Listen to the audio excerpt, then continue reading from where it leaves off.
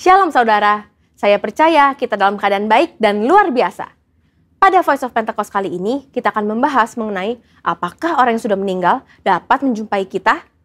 Saudara pernah tidak mimpi didatangin orang terdekat yang sudah meninggal, lalu kita bingung, apakah orang yang mendatangi kita ini adalah betul orang terdekat kita atau bukan? Bagaimana kita dapat menjelaskan peristiwa unik namun nyata seperti ini? Mari kita lihat 3 anggapan yang berkembang di masyarakat Kristen secara luas dan apa kata Alkitab mengenai hal tersebut. Pertama, fenomena yang terjadi sama seperti halnya Tuhan Yesus menjumpai murid-murid sebelum ia terangkat ke sorga. Ada tradisi yang berkembang di masyarakat bahwa orang yang telah meninggal masih dapat menjumpai orang yang masih hidup dalam kurun waktu 40 hari setelah kematiannya. Ditambah lagi dengan mengutip ayat sekenanya di luar konteks dan menyambungkan dengan peristiwa Tuhan Yesus menjumpai murid-muridnya selama 40 hari. Yang memegang kepercayaan ini pastinya tidak sadar bahwa Yesus bukanlah orang mati yang mengunjungi murid-muridnya, melainkan ia telah bangkit dari kematian dan hidup, seperti ada tertulis di Markus 9 ayat 9-10.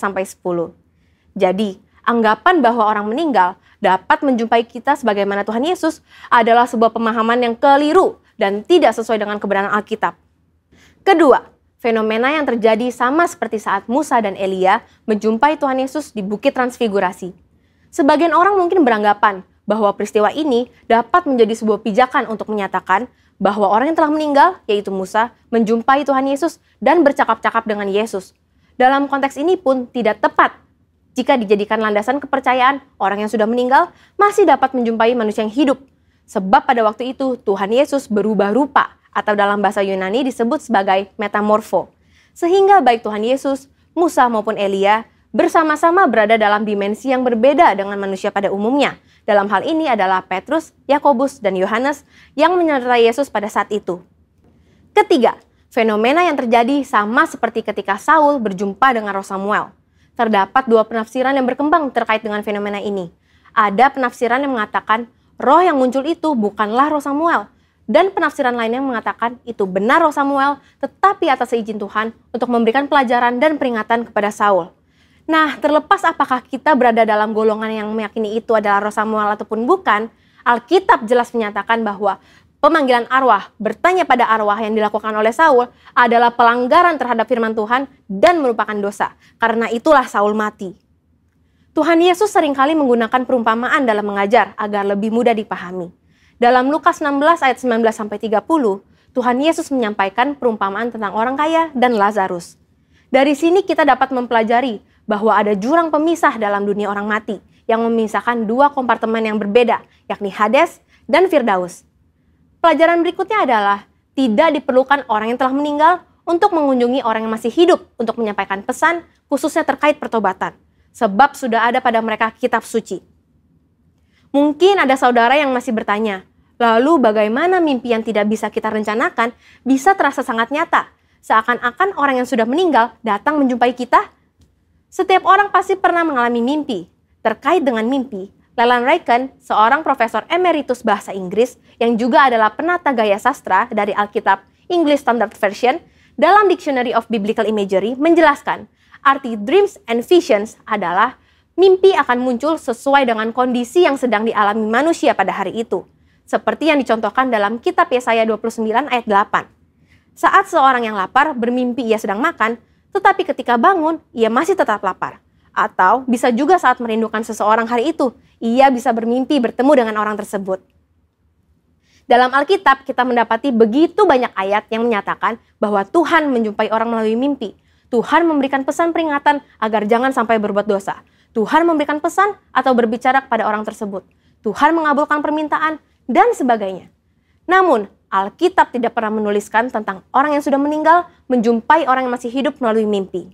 Jadi, sebenarnya siapakah yang dijumpai dalam mimpi orang-orang? Apakah itu setan atau roh jahat? Tentu tidak juga demikian. Dalam kedaulatan dan kasih-Nya, Tuhan bisa saja memberikan mimpi kepada kita, di mana dalam mimpi itu kita melihat orang yang telah meninggal dan penglihatan itu begitu sangat nyata untuk memberikan pesan penghiburan dan kekuatan kepada mereka yang masih hidup yang telah ditinggalkan oleh orang yang mereka kasihi. Namun, perlu dicatat bahwa tidak semua mimpi bertemu dengan orang yang telah meninggal adalah hal yang baik dan datang dari Tuhan. Sama halnya juga, bukan semuanya yang buruk dan datang dari iblis. Seperti dalam 1 Tesalonika 5 ayat 21, ujilah segala sesuatu dan peganglah yang baik. Maka dari itu, kita sebagai orang percaya tetap harus memiliki kepekaan dan ketajaman rohani dalam mengujinya. Saudara, untuk penjelasan lebih lengkap dari tim teologi kami, silakan cek link yang ada di atas atau scan QR Code yang tersedia. Salam integritas, Tuhan Yesus memberkati.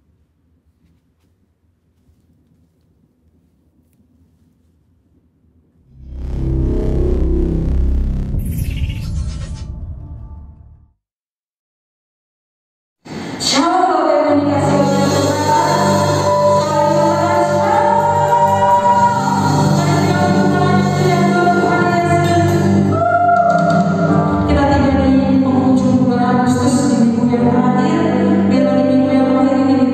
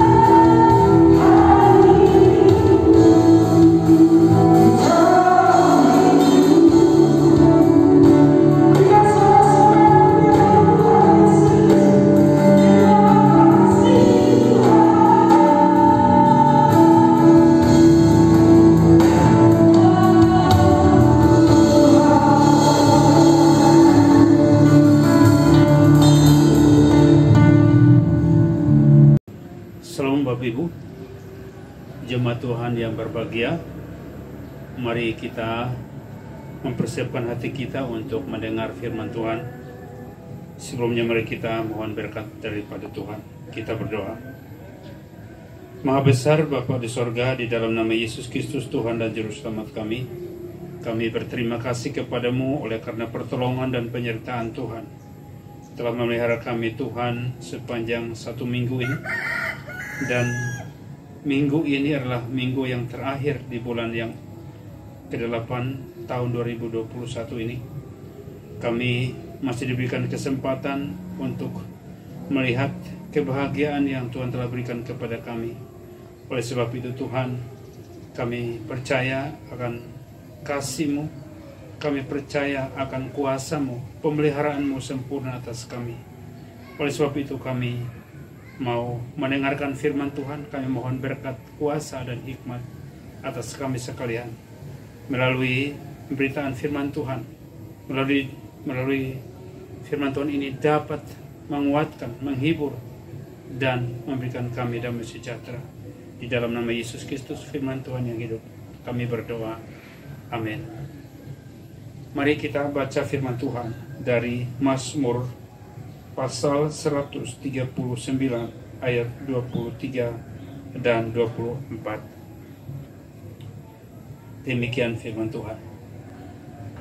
Selidikilah aku ya Allah, dan kenalah hatiku. Pujilah aku dan kenalah pikiran-pikiranku. Lihatlah apakah jalanku serong, dan tuntunlah aku di jalan yang kekal. Amin. Bapak Ibu yang dikasihi Tuhan, pada pagi ini kita mendengar firman Tuhan dari kitab Mazmur yang berbicara tentang sebuah doa. Sebuah doa, judul dan dari perikop ini dikatakan doa di hadapan Allah yang Maha Tahu. Doa di hadapan Allah yang Maha Tahu artinya bahwa Allah sangat mengerti persis, sangat mengetahui setiap jalan pikiran manusia. Allah sangat mengerti, sangat tahu setiap pikiran jalan manusia. Siapapun itu, tingkat sosial masyarakat tidak dapat mempengaruhi bagaimana Allah bisa mengetahui setiap kita, keadaan hidup kita. Di masa pandemi yang sangat tidak terkendali ini, kita tahu bahwa Allah sumber dari segala kekuatan untuk memahami akan setiap pergumulan-pergumulan kita. Itu sebabnya maka firman Tuhan pada pagi ini dapat mengingatkan kepada kita semua supaya kita berharap hanya kepada Yesus Kristus, Tuhan Sang Juru Selamat itu sendiri. Oleh karena itu maka pagi ini saya memberikan sebuah tema buat kita adalah ujilah aku Tuhan. Ujilah aku Tuhan merupakan sebuah permohonan ketulusan, ikhlas daripada setiap pribadi yang ingin Tuhan menyelidiki kedalaman hati kita. Sebagai anak-anak surgawi atau milik kepunyaan Tuhan yang berintegritas, kita mempunyai sebuah ketulusan dari hati kita meminta kepada Tuhan untuk Tuhan menyelidiki setiap hati kita. Firman Tuhan ini menegur saya dan saudara untuk kita mempunyai sikap keberanian meminta Tuhan menyelidiki setiap hati kita. Bapak Ibu yang dikasihi Tuhan, setiap pemerintahan memberikan kebebasan untuk semua departemen dapat mengaudit setiap departemen Apakah itu pemerintahan maupun swasta. Nah, pemerintahan yang seperti ini atau setiap orang yang punya integritas akan membuka hati secara luas, memberikan kesempatan kepada Tuhan untuk mengaudit setiap kehidupan kita. Karena itu firman Tuhan ini menegaskan kepada kita supaya kita punya keberanian. Daud sebagai salah satu raja yang mempunyai integritas yang tinggi meminta Tuhan untuk menyelidiki kedalaman hatinya dan mengujilah hatinya. Ini sebuah integritas yang Daud menunjukkan sebagai sikap orang percaya yang mampu memberikan kehidupannya untuk Allah, mengontrol secara total di dalam kehidupannya. Nah, Daud mempunyai integritas yang tinggi. Saudaraku yang dikasihi Tuhan, firman Tuhan pagi ini saya ingin mengingatkan kita sekalian untuk menyatakan sebuah doa yang berbeda dari doa kita yang telah kita lakukan tiap-tiap hari. Tetapi saya yakin bahwa kita memiliki doa yang mungkin sama seperti yang saya akan sampaikan, yang sering kali kita ungkapkan dalam setiap hari. Misalnya, Tuhan berkati kami, Tuhan tolonglah kami, Tuhan lindungilah kami. Bapak Ibu yang dikasihi Tuhan, doa seperti ini dilakukan oleh semua orang percaya. Doa seperti ini dapat dilakukan oleh setiap umat Tuhan. Doa seperti ini dapat dilakukan oleh setiap laki-laki dan perempuan. Doa seperti ini dapat dilakukan oleh setiap generasi. Tentu ini bukan doa yang salah, tetapi ini adalah doa yang benar. Dan saya bersama keluarga juga berdoa demikian. Tetapi pasti jarang berbeda seperti ini. Ujilah aku Tuhan, dan selidikilah batinku Tuhan. Atau ada hal-hal yang kita tidak suka dalam perjalanan hidup kita. Tentu kalau kita berdoa seperti ini, Tuhan akan menunjukkan kepada kita apa isi hati kita. Jadi ketika kita berdoa dengan sebuah ketulusan, meminta Tuhan mengoreksi diri kita, menguji setiap hati kita, dan menyelidiki setiap hati kita, maka kita telah memberikan sebuah kepercayaan penuh kepada Tuhan untuk Tuhan dapat menyelidiki kedalaman hati kita, sejauh mana yang kita sembunyikan, sedalam apa yang kita pertahankan, agar Tuhan melatih kita keluar dari kebiasaan yang kita lakukan itu. Oleh sebab itu, Bapak Ibu yang dikasihi Tuhan, dalam pemberitaan firman Tuhan pagi ini, saya ingin menegaskan kepada kita supaya kita menunjukkan integritas sebagai anak Tuhan. Kita tidak boleh menyembunyikan hati kita, sikap kita, perbuatan kita.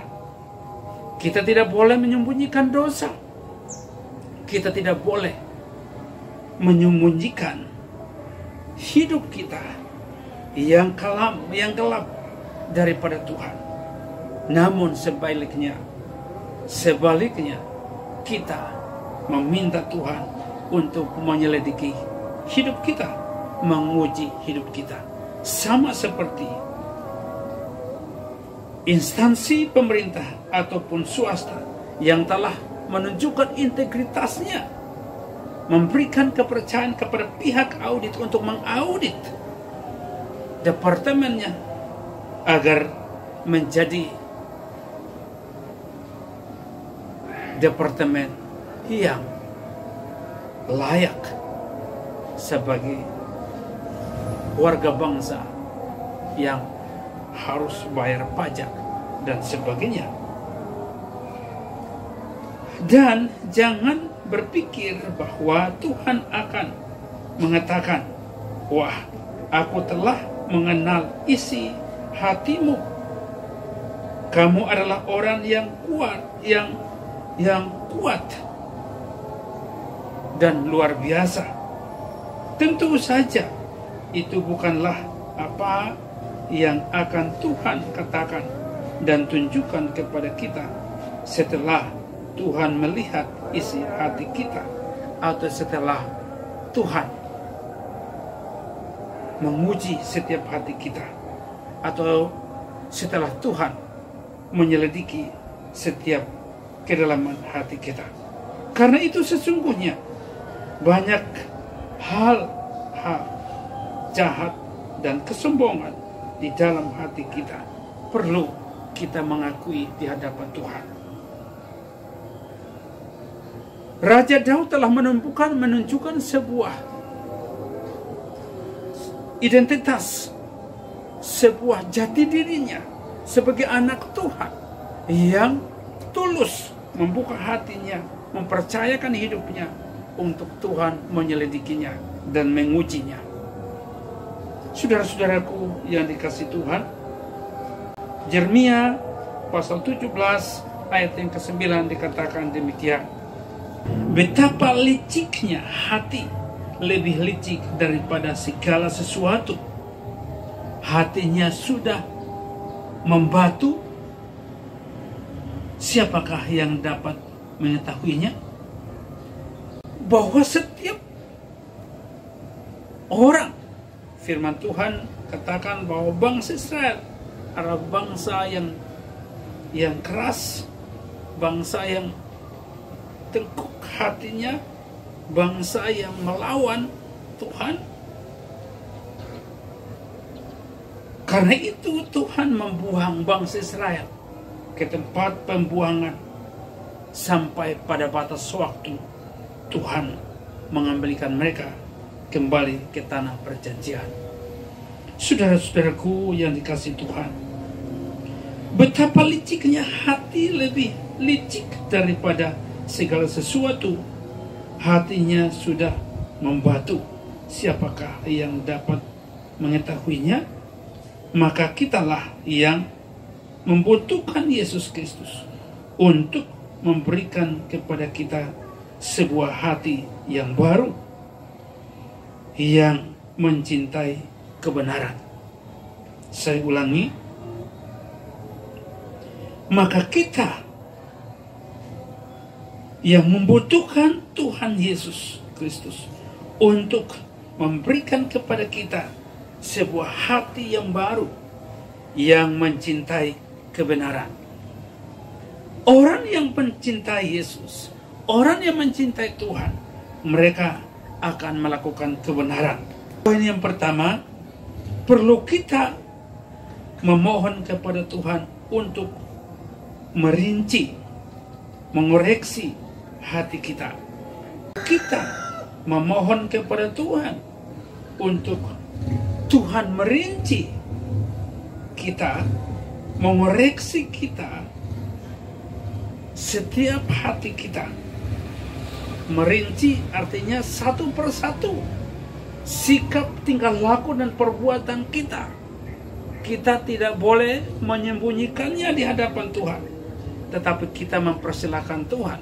Oleh sebab itu maka perlu kita memohon, meminta.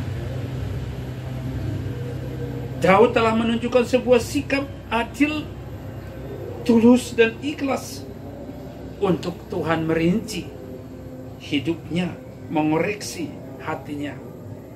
Ujilah aku Tuhan, selidikilah aku Tuhan, selidikilah aku Tuhan, kata Raja Daud. pemazmur. Saudara-saudaraku yang dikasihi Tuhan, perlu kita menunjukkan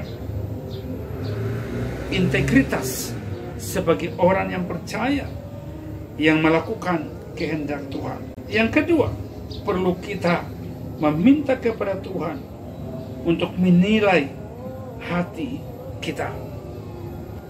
Yang pertama tadi, perlu kita memohon kepada Tuhan untuk merinci, mengoreksi hati kita. Yang kedua, kita perlu Tuhan untuk meminta kepada Tuhan menilai setiap hati kita. Bapak Ibu yang dikasihi Tuhan, jika kita memberikan kebebasan kepada Tuhan, kepada Roh Kudus untuk menilai setiap hidup kita, maka Tuhan akan menguatkan kita, memampukan kita, menuntun kita untuk kita keluar dari setiap kelemahan kita, untuk kita keluar dari setiap kejatuhan kita, untuk kita keluar dari setiap persoalan kita, setiap kehidupan kita. Setiap manusia ada duri dalam dagingnya sendiri.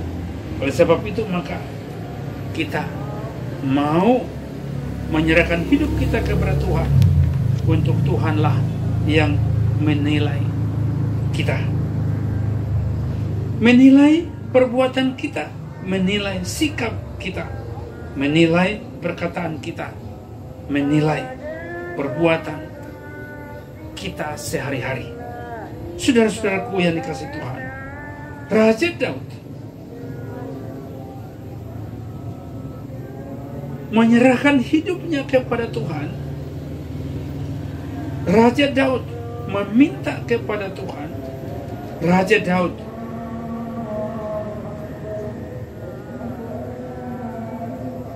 menyerahkan sepenuhnya hidupnya, hatinya kepada Tuhan, untuk Tuhan mengoreksi, menguji, dan menyelidikinya. Daud bukanlah orang yang tak pernah bersalah, tetapi Daud meminta kepada Tuhan untuk menguji hati dan batinnya. Saudaraku yang dikasihi Tuhan, ini adalah sebuah keunggulan yang telah Daud capai dalam perjalanan iman bersama dengan Tuhan. Amin. Mari kita satu di dalam doa.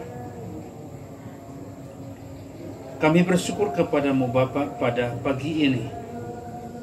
Kami diingatkan oleh Tuhan untuk kami membuka hidup kami, membuka hati kami, membuka seluruh kehidupan kami kepada Tuhan, agar Tuhan menguji setiap kami, menyelidiki setiap kami, dan Tuhan menemukan kami bahwa kami adalah orang-orang yang berdosa, untuk kami dipulihkan, kami diampuni, dan kami dibebaskan menjadi orang yang kuat, menjadi orang yang menang, menjadi orang yang disebut sebagai anak-anak yang berkemenangan.